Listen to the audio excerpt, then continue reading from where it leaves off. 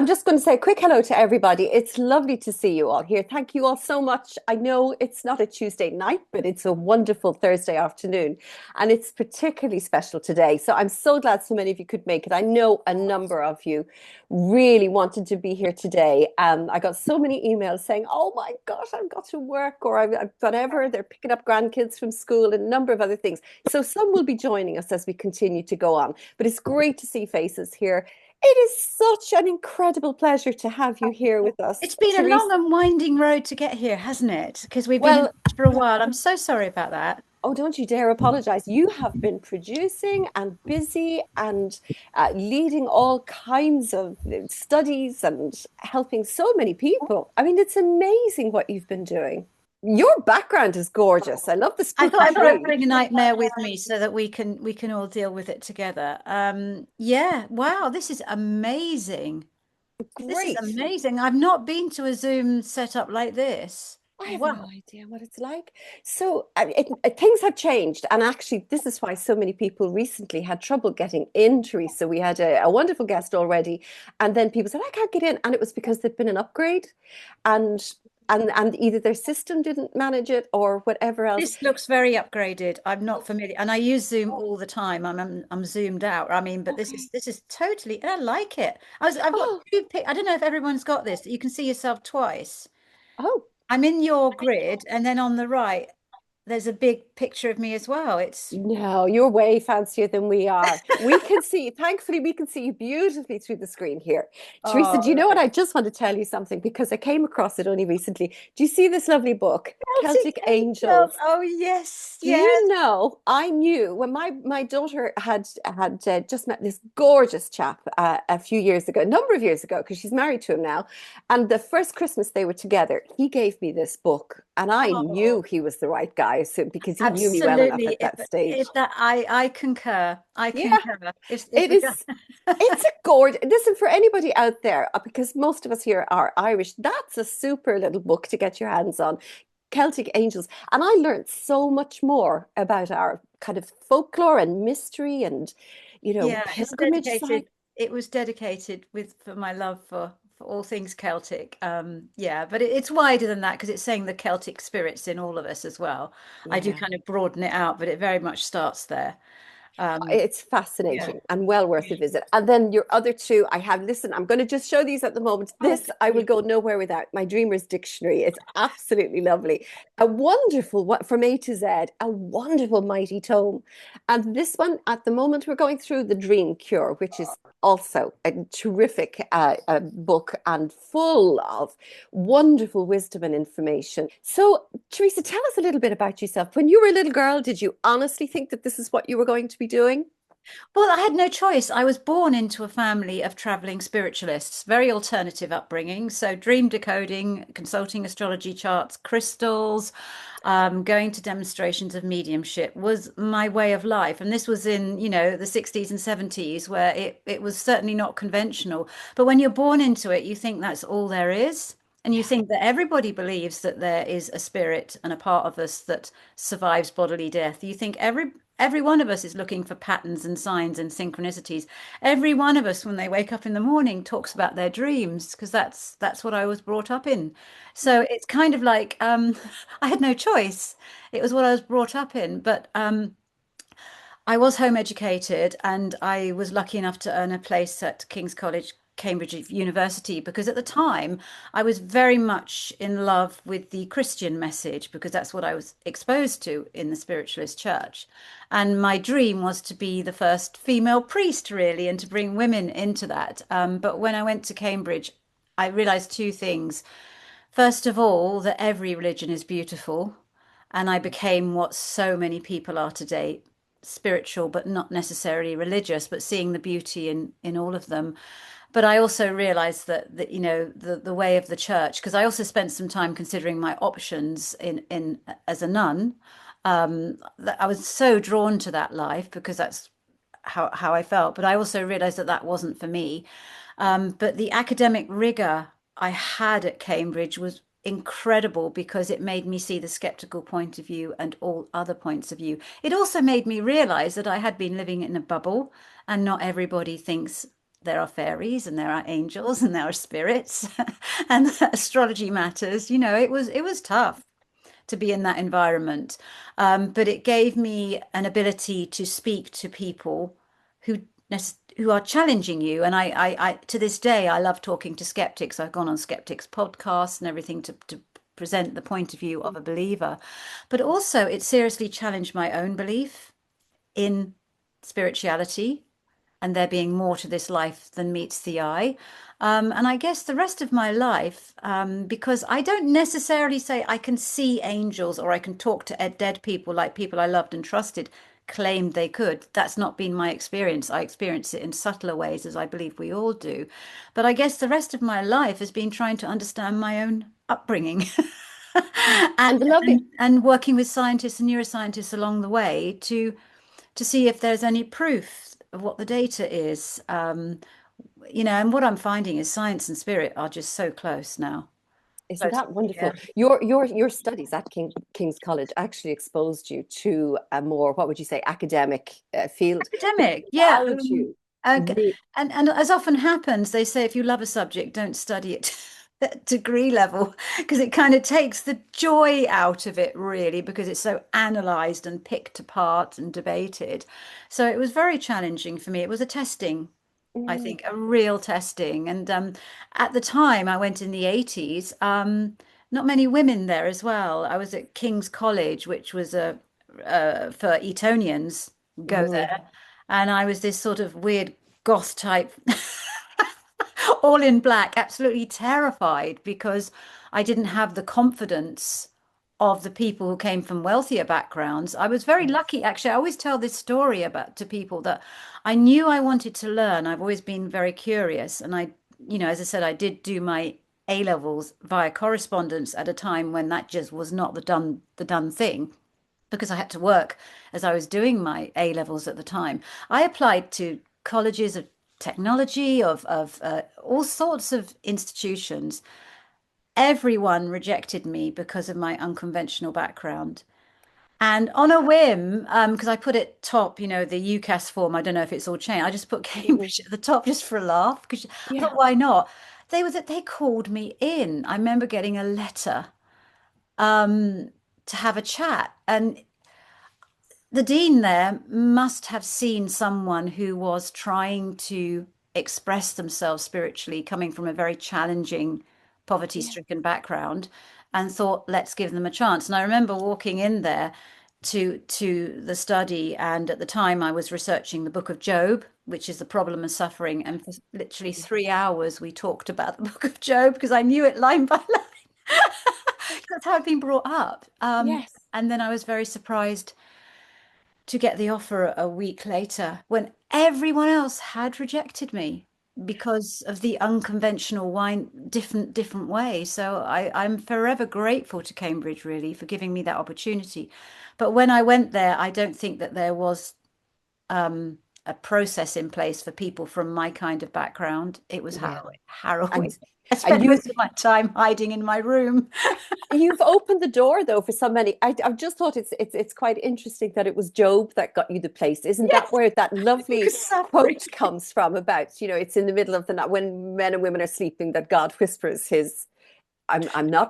I'm paraphrasing hugely, but isn't Yes. that where that quote is? Which Yes, yeah, I know, absolutely. That book Mhm. kind of like was my passion at the time. As I said, I could recite it word for word, and I'd written essays about it and studies on it, and Yeah. and we just talked through it. Mm. It was a wonderful conversation, and then afterwards, the dean kind of took care of me and would invite me to the suppers with all the notables in the church and everything. I was very, very fortunate. And I always feel like I kind of disappointed them because I should have gone on to theological college afterwards, but I've always followed my heart and Mm. I couldn't go down one lane like that. I respect people who do, Mm. but when you study Islam, when you study Hinduism, when you study Judaism, all religions, Mm. you see they're all paths. Yeah. And I think religion has been responsible for so much horror and terror. Mm. through the And I centuries think as well. we need people like you who can open our, who can approach from many different angles. As I think somebody said, religion is a bit like the spokes on a wheel. It all leads to the center, but we're all often very different spokes getting there in the end. I always say if your religion fulfills you, fills Mhm. you up, and harms no one, Mhm. go for it. Why Mhm. not? If a lifestyle, because it is a lifestyle, a religion, the rituals and the community, if that fulfills you and make you happy, but the second one and harms no one, Mhm. it, I hugely agree with you. And in actual fact, I think a lot of people are quite, they have a strong, perhaps they follow a religion, but it's their relationship with the spirituality that's a completely different thing. And we can get confused, yes, can't we, about yes, that? we And can. Teresa, one of the strangest things that happened to me that really was the point when I began to say, there's so much more than this, was, it goes back to that thing where we're our spiritual beings having a human experience. My husband and I, and he was my partner at the time, and this goes back many years ago, probably about our kids are 36, 37, 38 years ago, so nearly 40 years ago. He was managing a band who was playing support to Level 42, which was a very popular band back in the 80s. And they were playing in Belfast. And we Yeah. had spent the evening in the very exciting, uh, theatre and concert hall, with, watching the whole thing go on. And the boys afterwards, we all met up. And later that night, everybody went to bed. But during the night, I woke up. I had been sleeping quite soundly and deeply. We were exhausted. And my husband now, was standing at the bottom of the bed and he was just smiling at me. And I was looking at him and I said, "What are you doing there?" And I can remember seeing his face with a beautiful smile.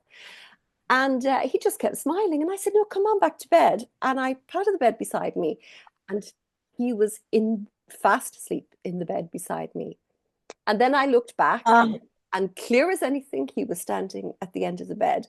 And I was, squeezing my eyes and going, "I'm not asleep. I'm you not had a sleeping." night vision. Incredible. It was fascinating.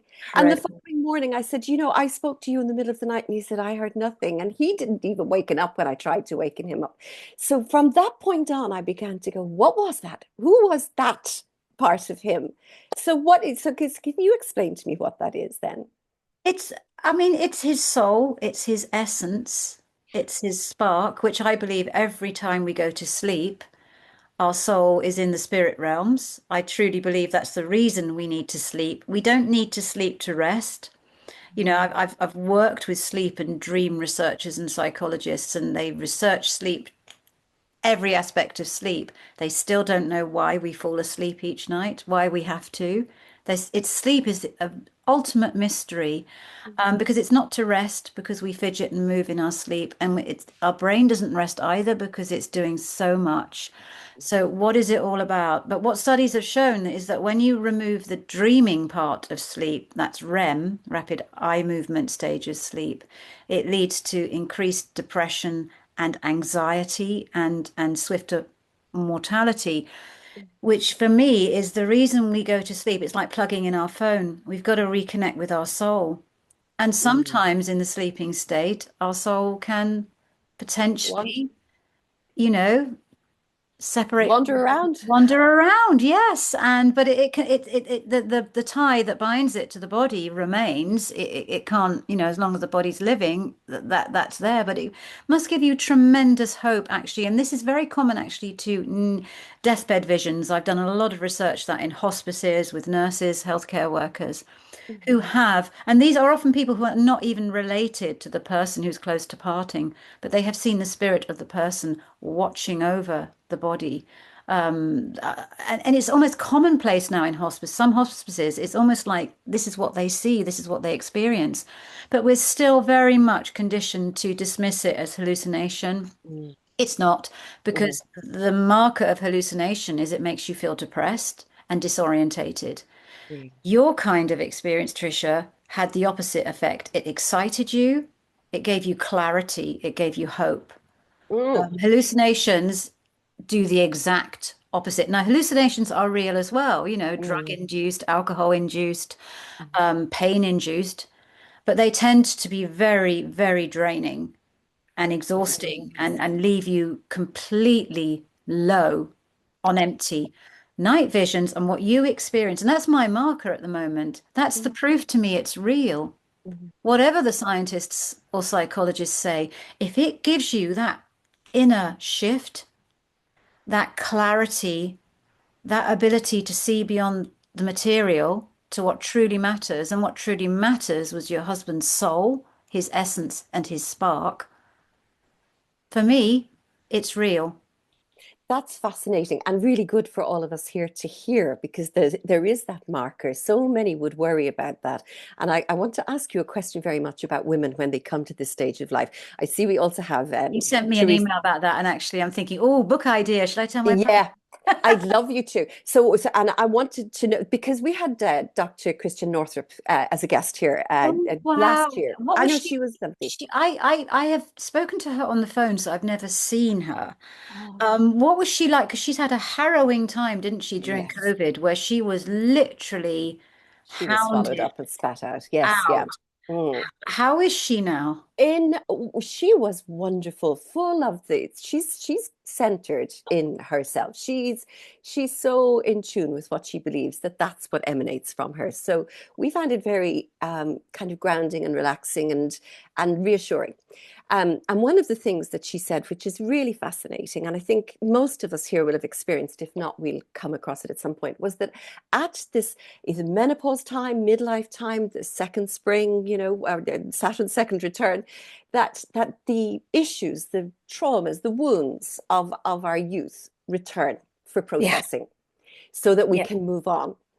This also happens to be the very time when sleep is so difficult. It's one of the great symptoms of It's menopause is horrendous. lack of sleep. It is. And yet you say, and I find this really interesting, is that, and you cover it in the Dream Cure, is that recalling our dreams can heal our life. So it's really important at this time that we get an opportunity to sleep, to dream. How, It is. what, I mean, we are dreaming, Trisha. We're just not recalling it because actually having lighter periods of sleep, as we do in menopause, actually should increase the likelihood of dream recall because you're more likely to go into the lighter stage of sleep, which is REM.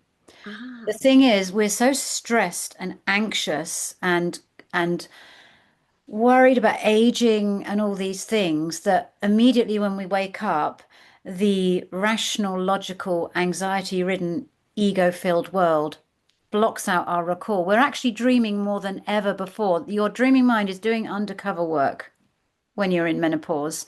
It's doing undercover work all the time, but especially so if you're having lighter sleep and you're waking up because you're hot and you're cold, you are actually going into the REM stage of sleep far more than you would if you weren't going through that hormonal transition. So take heart from that. The dreaming is happening.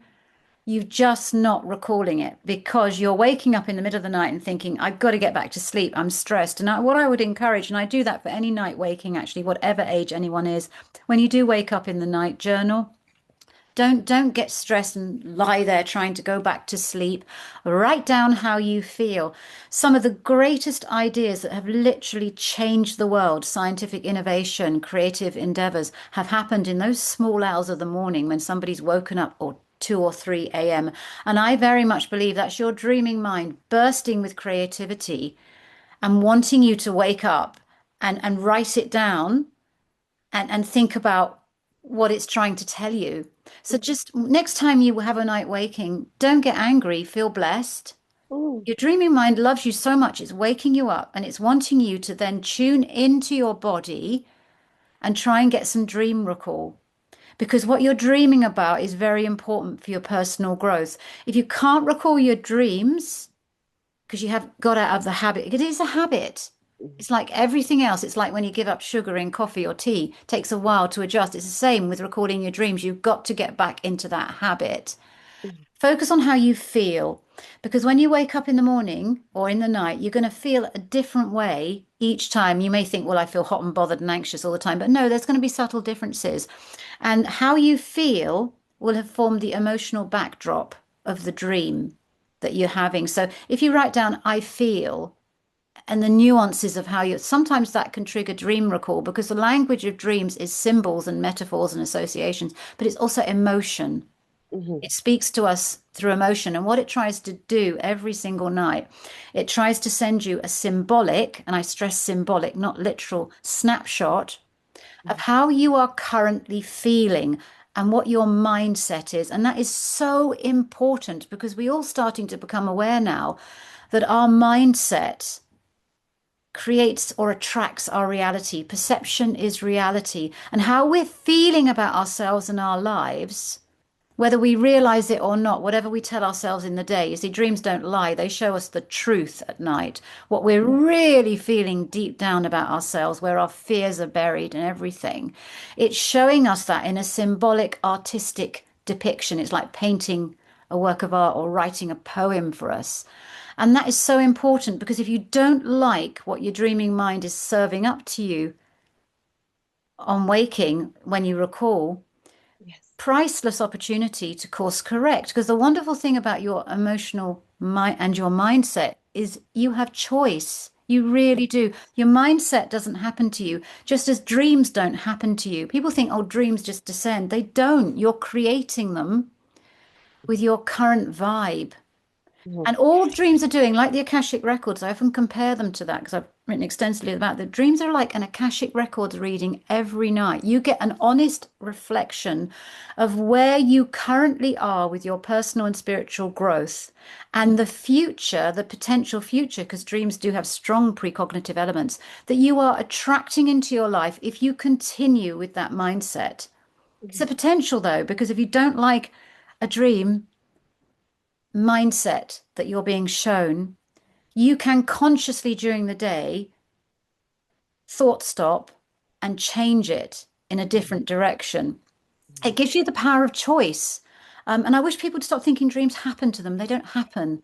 That is fascinating because you do say that what you really believe, your unconscious or it begins to show Yeah, you but in the most of us dream. don't know what we really believe. That's the thing. Most of us Yes. have no idea Mhm. what we feel, who we are. We are a mystery to ourselves. And what they say is self-knowledge is the beginning of all wisdom. And that's where most people, when they're doing psychic work or going into spirituality, they try and jump to all the like the psychic development, the precognition, and all these transcendent states. But without self-awareness as the foundation, it's not going to work.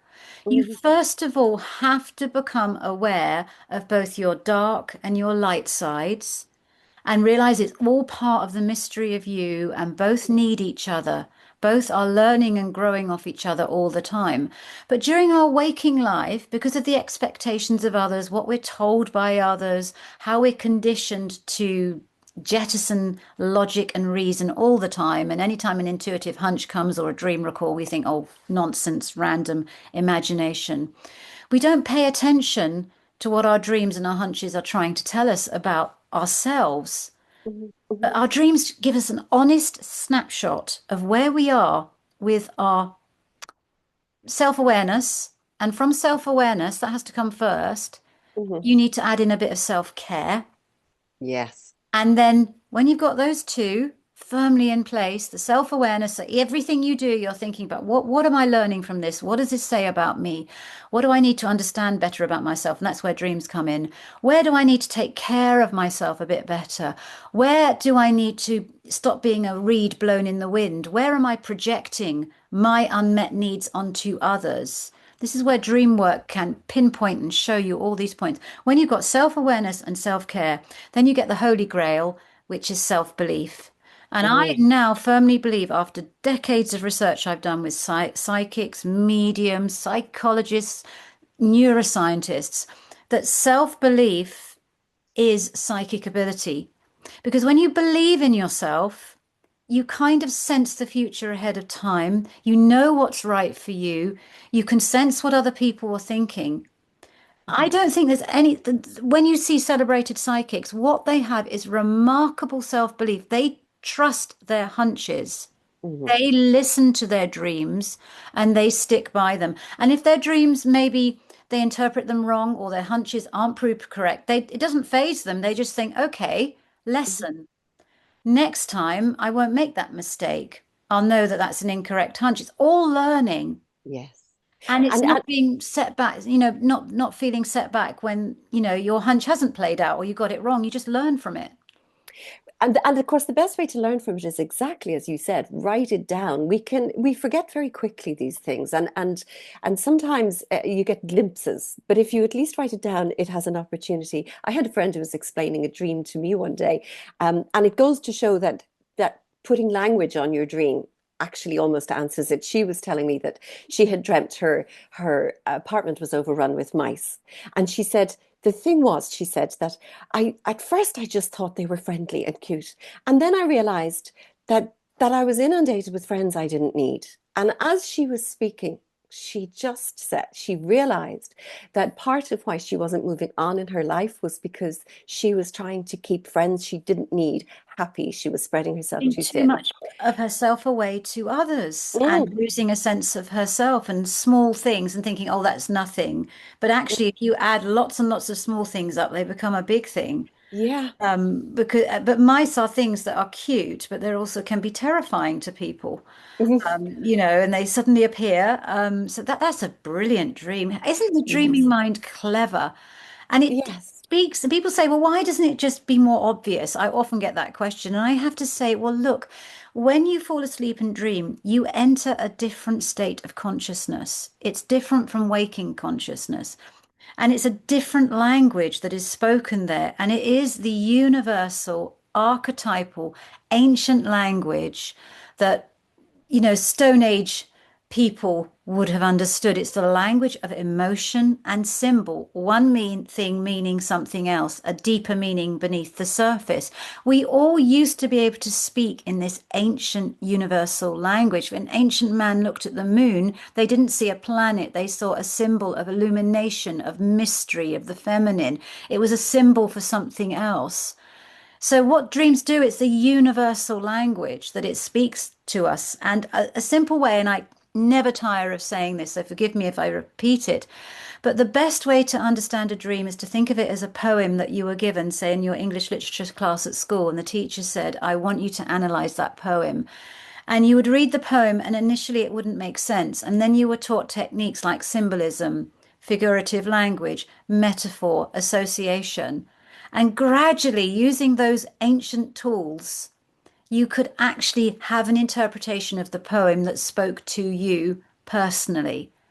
And it's the same with a work Right. of art. Why are there some works of art that are Mhm. timeless Yes. and just speak to us through the colors that are used, the scene that is depicted? Because it's not just about that scene, it's about the layers beneath, Mhm. the deeper meaning. And dream work can help you also have a richer waking life, because when you go about your waking life, you start seeing your waking life as a bit like a dream. Mm. Yes, I met this person, but what's the deeper meaning behind this meaning? Yes. You know? Well, can I ask you Yeah. something for those of us here? Because there's such wisdom in what you are saying, and it's a whole. Everybody dreams, as you said, probably way more often than we think. And even when we think we're not sleeping deeply, we could well be having quite rich dreams. But it's So, always happening. Never fear. Your soul is constantly working on your behalf. Your soul, your higher self, whatever you want to call it, your spirit, your essence, your vibe is always trying to elevate you and help you. mhm, And it is your best friend. And mm, just know that the undercover work is happening. And that's why sometimes you might wake up in the morning and just feel a bit better. And it's not because you slept on it, it's because you dreamt on it. lovely. So, with this incredible rich resource of self-awareness and for growth and that kind of thing, I have a couple of things here I just want to ask you. How could we begin a really meaningful practice in that way? But secondly, bearing in mind that as people grow older, we often drift into habits that bring about maybe ruin clarity of dreaming. So, for example, our ability to clearly remember our dreams afterwards, because A, we might have got one of those over-the-counter sleep aids, and Yeah, if you have or medication, it yeah, can seriously limit your dream recall. And I always tell people not to stress about that, because obviously their health, their physical health comes first. okay. But you can daydream. It's just another way, it's another dreaming state. And if you are struggling with dream recall, what you need to do more in the day is do things which trigger the intuitive, creative dreaming part of your mind. Because what you do during the day is what shows up in your dreams at night. Your dreams are actually very current. They're always taking information from your waking life. So during the day, I urge people to read more fiction. Because when you are reading a novel that you love, Mhm. you are lost in an alternate reality. You are practicing dreaming with your eyes open. They always say reading is dreaming with your eyes open. It is. You think about it. Because when you're reading, you're imagining the characters, you're in that world, you're feeling empathy, you're wanting to be surprised. It's everything that happens in the dream state. So do that. If you are into it, a little bit of spot of video gaming would not go amiss for half an hour. It's something like Skyrim. I'm telling you, there are studies, scientific studies to show that people who do these kind of immersive games where they are in the game, something not vicious or violent, but something like Skyrim, that was composed by a vision, created by a dream that the gamer had. It's absolutely beautiful. And you know, when you go into that game, you feel like you're in the dream. You are in a dream. And all the characters you meet are archetypal and symbolic. And what it's doing is it's just practicing so that your dream, your mind gets more and more comfortable with you not questioning, I'm in an alternative reality. I'm feeling at home here. I'm safe. One of the reasons we block dream recall is we fear that. Because I said we're so conditioned to be logical and rational and reasonable all the time. And we forget that there's a part of us that doesn't want that. There's a part of us that longs to dream, that longs to time travel, that longs to be creative. And that's the part we meet every night in our dreams. And it is sad that a lot of us lose that connection as we get older because children are very Mhm. vivid dreamers. And the reason is because they don't question as much as we do when we get older. It's a Mhm. dream. They accept it. They suspend their disbelief. Mhm. You know, you can Mhm. take that too far as well. I mean, there's some people in this movement who go too away with the fairies. I think the secret to a happy life is balancing your logic with your creativity, your intuition with your reason, and getting that happy balance. Another thing you can do during the day, music that gives you goosebumps. Listen to more music. Again, that is dreaming with your eyes wide open. There's some music that gives us chills. It takes us somewhere and we don't know why. And it's a wonderful rehearsal for the dream state because when you listen to music, your mind is listening to the notes and trying to it's kept busy trying to see the pattern. That's what the logical mind wants to do. It wants to find a pattern. It wants to make sense of it. And while it's busy and preoccupied, it allows the dreaming part of us to just soar. So when you're listening to music, you are balancing naturally without realizing. It's very good brain therapy, both parts of your brain. And for once, they're not trying to cancel out each other. You know, the logical part isn't saying to the creative, that's nonsense, and the nonsense isn't saying, oh, you killjoy. They're actually hand in hand, walking beside, doing what they do best and not conflicting with each other. So listen to more music. Vitamin B is very important for dream recall. I'm not a nutritionist, so, but there are studies again to say that if you're lacking in certain nutrients, that your dream Yes. recall might be poor. That's a very practical tip. Before you go to sleep, stay away from your screens, please, for at least half an hour. Most of us go to bed, checking our texts and our messages. I would prefer you went to bed with a great book or listening to Good. music or, or something like that. And that's the way you fell asleep. Because how you fall asleep, your dreaming mind's going to pick up on that. And bear in mind, this is a really important point. It may not be related, but I must get this in. Do you know that your brain does not know the difference between when you're dreaming and when you're awake? As far as the brain is concerned, it is real. It's you that's got the problem. It's your conditioning to logic and reason. Why is that so meaningful? It means that if you can start feeding your mind during the day more wholesome, more happy, more healing things, that's more likely to show up in your dreams. And when you have happier, more fulfilling dreams where you're flying in space or dancing or winning awards rather than being chased or murdered or falling, when you have happier dreams, guess what? Your dreaming mind believes it to be real. And then we go into manifesting again. Whatever your mind believes is possible for you, you are more likely to attract into your waking life. Happy dreams, happy life. If you Disney got it right, if you can dream it, you can do it. So if you see yourself happy in your dreams, if you see yourself achieving what you want to achieve, being surrounded by people that you love and appreciate you, the more you see that, you are so close. It's the most neglected step in manifesting dream work. You are so close to that happening in your waking life because your brain's sold on it. Your brain Mhm. believes it's possible, so it's creating these scenes for you. And then we can seize those opportunities more Yeah. quickly as we move as they turn You up, can dream basically. it, you can Mhm. do it. I know I sound Mhm. very, it's Love so it. true, but sadly, 98% of our dreams are anxiety themed, showing just how much around the world people have been conditioned to distrust their soul, their logic, their intuition, and to buy into this myth that external success, money, wealth, even relationships are going to fulfill you. Mm. Nothing from the outside in ultimately can do that. Just look at some high profile celebrities who have it all: money, looks, talent, Yeah. popularity. But if they have not inner peace, if they haven't made peace with their own dreams, their own inner world, they have nothing. And we see that sadly playing out. Mhm.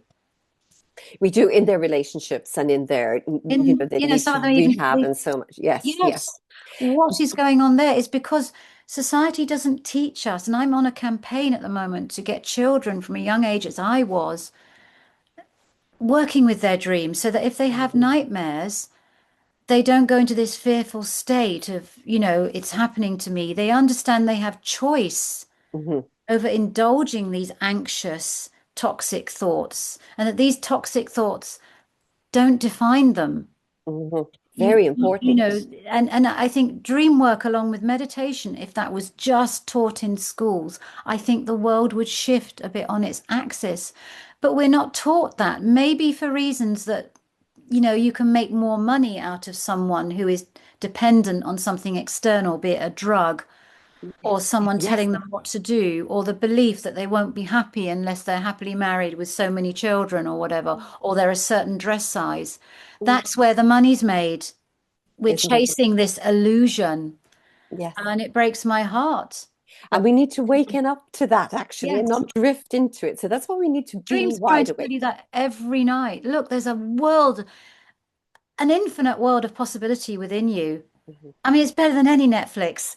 Yeah. What Well, you can listen, experience every night in your dreams. you're doing your best. You mentioned there will be some nice questions coming in. We'll go to them in a minute. And thank you very much. You can, if it's okay with you, can we have people answer questions in a Oh, few of minutes? course. Yes, I'd That love to. would be lovely. Yes, yes. I do want to ask you though, you're doing your bit, and you mentioned there a minute ago about reading a good book opens your mind. And I Yes. know you've written a number of wonderful books, but you've recently written your first novel, Oh, thank you. which would be really interesting for all of us to maybe begin Well, with. can I go back with a rant about this actually? Because it's very cathartic. That's why Oh, dreams are cathartic as well. Because I felt like I was going back to when I applied from Cambridge. I'm glad I shared that about the struggle I had. yeah. Because at the time I was put into a box, alternative family. My mother was Dutch Indonesian, my father was disabled, family of traveling spiritualists. You can imagine in that time when my application, without any references from people, because our family didn't have that, it was rejected by one institution, and I will be forever grateful to Cambridge for maybe seeing my potential. The same happened, even though I've written close to 100 dream titles. My dream dictionary has sold 500,000 copies. When I came to them and said, I want to write a novel, universal no. No, we don't want that for you. You cannot go into that. This is not what we want. So I had to do it myself. I had to find, Good for you. and I had to do it myself because I felt, especially with what's going on the political stage at the moment, with people are having Trump mares. Would you Oh, believe? yeah. People are Yeah. writing to me. I call them Trump mares, not nightmares. They are literally having dreams about what's going on. I felt I wanted to do it, so I just had to kind of do it under my own steam. So thank you for mentioning that. But no, they No, don't want to go that. They've put me in this box. I'm the dream lady. I decode dreams on ITV. That's great. But you dare not go into another persona. And I don't know, ladies, if you find this when you get more mature, you start struggling with all these labels that people put onto you. And I find that at the moment, I want to surprise, like dreams always surprise. I want to live my work, which is the dream. The mark of a dream is it should tell you something you don't know about Mm. yourself. It shouldn't necessarily confirm and be an echo chamber. It's going to tell you what you don't know. It's going to challenge you to grow. Whatever happens with this novel, I I think did it's going to it. be, listen, it's because I just speak, my daughters are all in their 30s, but some of their favorite things are the kind of, when I say spooky, it's not so much that, it is the things that challenge them to think in a different way. They Yeah, love the but if whole, I was a guy, no disrespect, because yeah, I love guys. We have Danny yes, Robbins with Uncanny, who suddenly did a podcast, hadn't written hundreds of books in this area, hadn't worked with scientists and neuroscientists, but because it's a guy, yeah.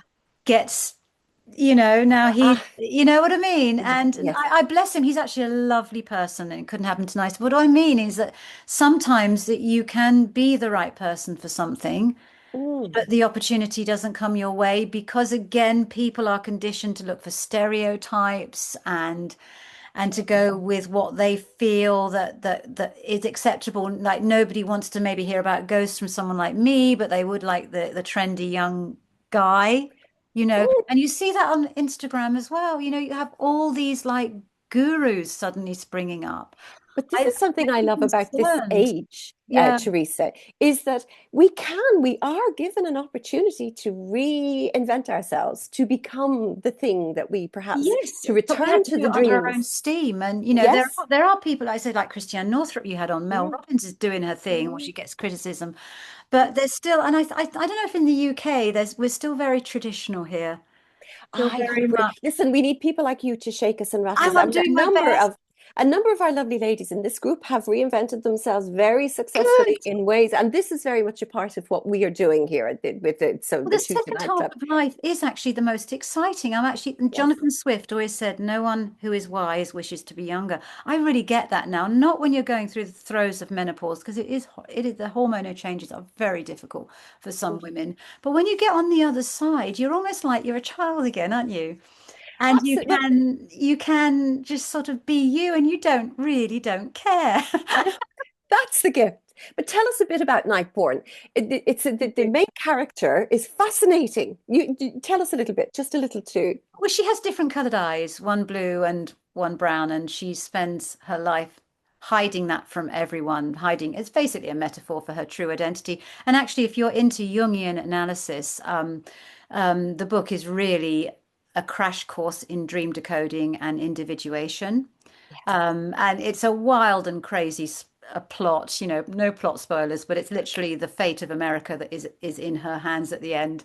But I loved writing it, and I had more Goodreads reviews, positive Goodreads reviews for people loving it Lovely. than anything else. So thank you for saying that. Not at all. We're looking forward to it. Would you like to Yeah, have a look at some of the questions? And I just want to say that earlier you mentioned about end of life care and people, witnessing and what they witness. And recently, Theresa Alford, who is today, she's a holistic wellness massage practice, but was an end of life care nurse for a long time. mhm. And she is actually, we're going to come back and meet up again because she's going to discuss some of the things that people experience towards families and their loved one who's passing or has passed, and some of the things that they've experienced. And she's here with us today. So Theresa, if you want to come back and say anything, you're more than welcome. In the meantime, let me see. Liz has said, "What is it when you are floating above the bed, seeing yourself and seeing your husband asleep?" So, Liz, I imagine you're saying you're floating above the bed and you can see your husband asleep beside you. And can you tell her what that What is is? that? Is the most spellbinding dream or out of body experience. I don't know which one it is, whether your soul is literally floating above your body, or this is a very, very vivid dream where you're seeing yourself. It doesn't really matter to me what is the actual definition. What it is, yet again, is stunning proof that we are more than our bodies and we are more than our minds. And in sleep, we get closer than ever to our soul. And bless you for having that experience. I hope it gives you tremendous comfort. I haven't yet had, I have had close, but never something as powerful as that. You are deeply intuitive, deeply psychic, highly sensitive, I guess, in tune with the vibes of people and situations. And I know, having had that experience, that it will fill you up. And because it's filled you up, you are going to light up other people through that energy that you bring into your waking life, because you don't realize it when you have these wonderful experiences. And Trisha, you had one as well. What it does add to your light energy during the day. You may not realize it, and that you will notice a subtle shift in how other people are around you, usually positive, although you may get some people who blinded by the light and struggle with it. I've often found actually when people are working on their spiritual and psychic growth that it's a great quality control in terms of your relationships. That And I can also say that you're exactly right. And when dreams like that occur, very often they are highlighting or showing you that you're more than just a sleeping body in a bed, that there's a whole other world within you, yeah, waiting for you to explore and discover in that that. you're part of something infinite. You can call it source, you can call it God, you can call it spirit. It also helps you feel closer to other people, because you realize that we are all drops in the ocean, sparks like this, and that we're all going through this complicated process, I think, of becoming self-aware, falling in love with ourselves. Mm. And for some of us, it takes a lot longer than others. But don't feel bad about that if you've stumbled and you've fallen, because you're here to learn and grow. And every time you stumble and fall, it is amazing actually, because you're doing what you're here on this earth to do, which is to learn.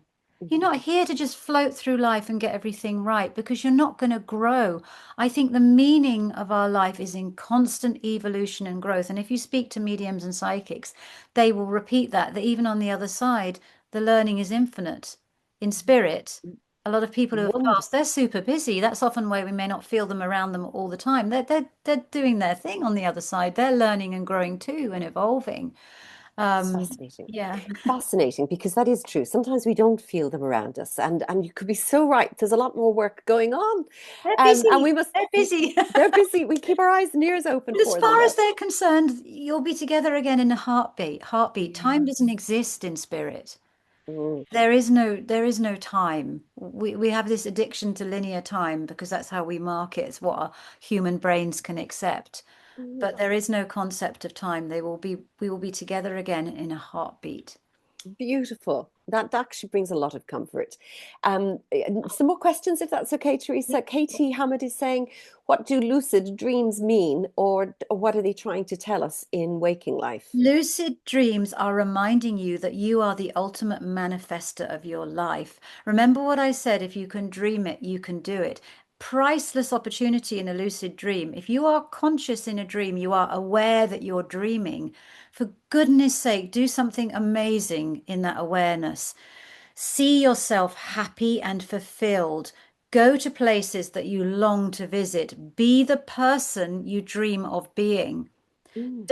Don't panic and think it's something occult or dangerous or scary. It's glorious. It's your dreaming mind just with a big highlighter pen saying, look, you are the manifester of your life. Manifest it in the dream state.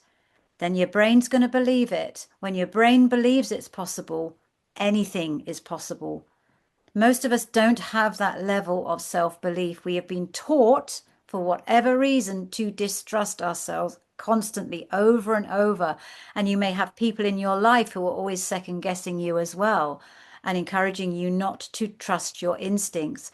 But the only way to a happy and fulfilled life is over time. Yes, of course, we need advice from others, especially when we're young and growing up. But there comes a time, and menopause is that time when you have to cast off that addiction that other people know what's right for you more than you do. You have to trust your gut. Your dreams are telling you how. And during the day, your stomach and your heart rate are also constantly alerting you to what is right for you and what is wrong for you.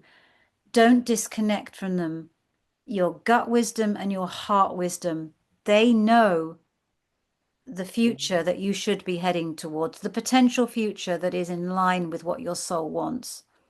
Beautiful. Thank you so much for that. That's a wonderful answer. And Katie for asking the question.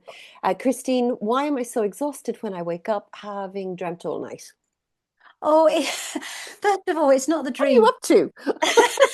Where you had a very active dream. It's not the dreams that are exhausting. Again, it's just change Mm, that mindset. It's not the dreams that are tiring you out. Just look at what you do before you go to bed, that you're really winding down properly, that you've ultimate self-care, there's less stress. And when you wake up in the morning, don't immediately rush out of bed. Take a minute or two to just keep still and be calm and set the tone for the rest of the day. This isn't about your dreams exhausting you, it's about what's going on in your life. So, again, let's look at what's happening in your life and try and find pockets of calm. I know it's mm, difficult because we all live in very difficult times at the moment, mm. both personally and what's happening globally. A lot of people, I think, are waking up absolutely shattered at the moment. I don't even want to switch on the news. It's just too Yes. much. So please just go easy. Don't think that's wrong. Just think I'm exhausted because I'm a really sensitive, intuitive soul. What I need to do now is find ways to protect my boundaries more and to protect Mm. myself and nurture myself. Give it Oh, I love time, that. but don't beat yourself up for feeling exhausted. That's just going to add to it. It Yes. is what it is at the moment. Mhm. But don't blame your dreams. Love your dreams and love yourself. And check with your GP if you are feeling chronically exhausted all the time. There could be an underlying health issue that Very you good always need point. to rule out. Mm. Thank you. And thank you, Christine, for sharing that. That's one the rest of us can all take something from as well, because it's an interesting response. And I love that you say, right now we're awakening, checking our phone. What's he been up to overnight? Another Trump Um, mayor.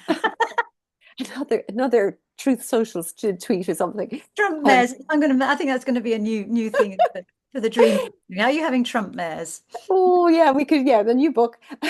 Well, Elaine, there's a classic example. Oh my goodness, if only he'd had dream work and meditation from school age yes. on. That is a person who is projecting his unmet needs onto the world at a global scale. We are in his psychodrama Mm, mm. because And we're he all can't learning. sleep. Because he can't sleep, he doesn't want us to sleep. Yes. And we're all learning from that as well, I think, too. We're seeing a Yeah. lot of what we don't want as well. There's Yeah. contrast going on there. Elaine Change Dowling, yourself before you change the world. If only that had got through to him yes. first. Yeah, big lesson. Elaine Dowling has a question. And Elaine, I know you actually hosted your own lucid dreaming workshop Wow. recently. Elaine is saying, Congratulations. That I mean, they are really. I've never had the. Oh, sorry, I do have to go in 1 or 2 minutes. Sorry, I'm just okay, so I'm because going to my run husband, through this. as I said, my Please do. husband has Alzheimer's, so I Uh-huh. he have to pick him from daycare.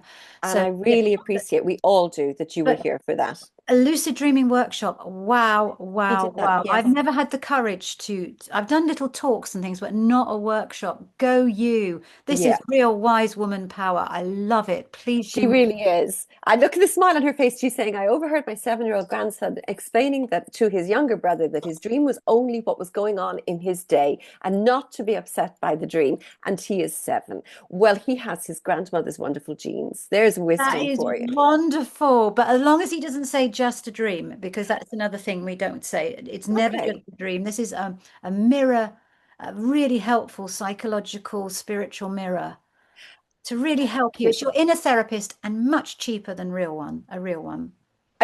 So we're going to let you go in 2 minutes. What you see, no, we've done that and we love that. And Alfred, you said Liz is also an end of life nurse and she's very intuitive and spiritual. She's a friend of mine. It's amazing how we attract Oh, like-minded bless you. Do people. you know, So true. we talk about spiritual gurus and people like myself who write about all of this stuff and people on Instagram doing their thing.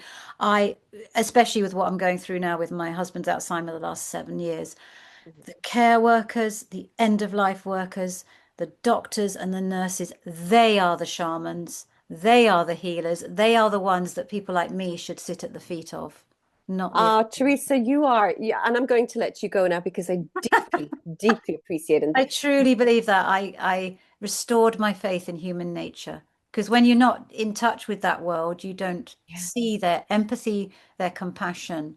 Mhm. And you start to believe that everybody's hard-nosed and out for themselves, narcissistic as, outside in. But Mhm. then you meet these souls and you Well, you've think, got a lot wow. of thank yous here for that. And there's so much more for us to do. Sometimes we come and we learn a lot, and that's lovely, and it opens our minds for a little bit. But some people come, such as yourself, and they actually open up a whole world for us that we can Oh, now go off and thoroughly enjoy. You've given us lots of things to think about and to do to make a start. Um, and we are, I mean it very seriously. There's so much wisdom in you, and you bring so much to the thank world, so much more than you realize, I believe. And I want to you. thank Sure, you. you could be talking about yourself there. Is it a Us, mirror? You are a beautiful soul, and everybody here is very lucky to have you share. and I'm so grateful to them all The for coming as well. organization for this, I don't know. I mean, honestly, it's so time consuming and thank you. Not at all.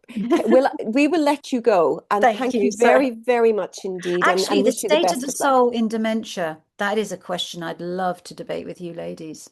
We Because would we are love to told hear. we are our memories all the time, aren't we? What Mhm, happens mhm, to a person when their memories go? Their soul's still there. They're mhm. between worlds, aren't they? Well, Teresa, that Yeah. if I could possibly take you up on that I Yeah, would I'd dearly love love that to just because this is an area. yeah, because when Mm, memories go, we are yeah. just have the pure soul there. I believe they've got one foot in heaven and one on earth, haven't they? Mhm. Oh, When- totally. I could totally And agree. And whenever you, they sleep, whenever my husband sleeps, I like to think he's loved on the other side and he's loved Mhm. here as well. So maybe he's got the best of both worlds. Maybe that's why they linger sometimes. I don't know. Yes, and maybe that is, and maybe you mentioned and very briefly with Regina Meredith, you mentioned about Rob Hoskey, Yes, yes, Bob who Hott. I hope he's going to guest on no, no, no. He has. In fact, we. It's not purposely done. We've never had men because we've kept this Oh, is like it? a No, I almost like agree. a women's circle. Not anti-men at all. Absolutely love men. Dearly love them. Yes, But but we've just been a it's a we've been a place. women's group. So not that, but his work is in the lucid dreaming, where he's actually speaking with his wife, who is living, as far as I think you Yeah, mentioned at the time. So yeah. that would be. I'd love to come back if you could Love spend to time again. if you could bear it. Oh, you'd be so Thank you welcome. so much. I do need Thank to you. hop off. So Off you sorry. go. Do I just click the You click end. You click out of it. There's a switch. You just see the thank you, little end Teresa with and an everyone. X. Big hugs and thank you for being amazing, wise women, all of you. Thank you. Thank you. Thank you so much. Take care of yourself. Okay, I'm so grateful. That was such a lovely thing. I just wanted to come back to all of you there for a minute to say this was really a big ask to ask you to come at this time of the day. And you heard from Theresa why it was important to her that because of her routine at night with her husband, she cannot change that. I'm so glad that at the end of that, she brought up the subject of the fact that someone with Alzheimer's is and their spirit is perfect and aware, and how that may be an area for her to study and discuss as well as we move on.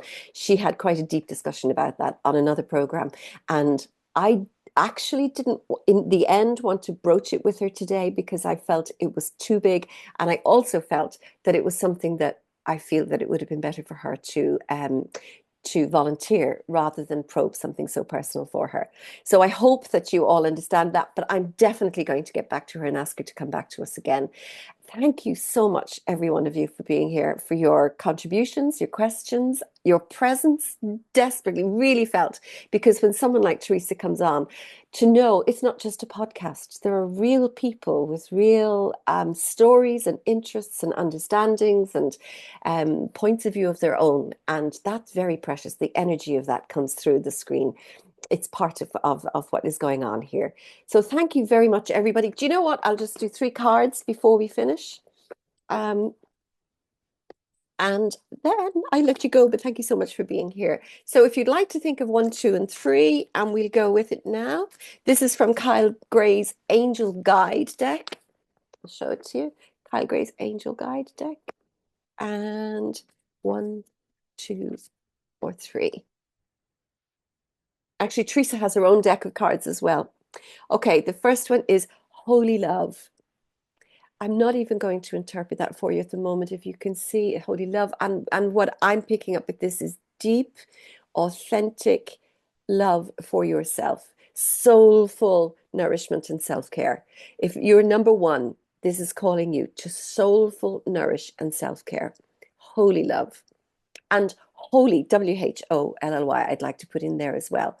Where not just aspects of ourselves, but as Theresa talked about, our shadow as well. Love it all. Bring it out into the open. Bring it into the light. That is for number one. Number two, we're going with inner child healing. Inner child healing. And in through that, I'm going to also go back to the journaling, writing down your dreams, listening to what's coming through, and maybe have a look. And through journaling, I always find that it's the easiest way, I think, for the inner child to speak with us, and for us to maybe be able to pay attention in a language that we can understand. Part of that would be join Elizabeth Gilbert's Letters from Love, if you can at all.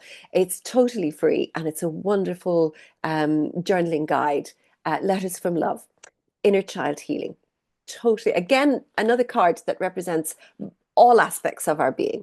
And finally, opportunity and change. Number three, opportunity and change. So if you chose number three, opportunities are coming up for change that you are really looking for, asking for, and maybe need at this moment in time. Opportunities and change is a wonderful card. I think this is a lovely time of year to start looking out for that, to maybe planting new seeds, looking for opportunities for growth. Again, nourishment, but opportunity and change. Keep your eyes open for that. Be aware that this is coming to you. Number three. Okay, that's it. I'm going to let you go. Again, though, deeply thankful. Carmelita, lovely to see you as well. Ethna, so good to have had your company with us this afternoon. Elaine and Liz, you're all I can see. Miriam Haid, I know that you're there as well, and I know there's so many more of you. Thank you, all of you. Thank I you very so much. appreciate that. Thanks so much. Thanks, Theresa. Good luck, everybody. Bye bye now. Bye bye.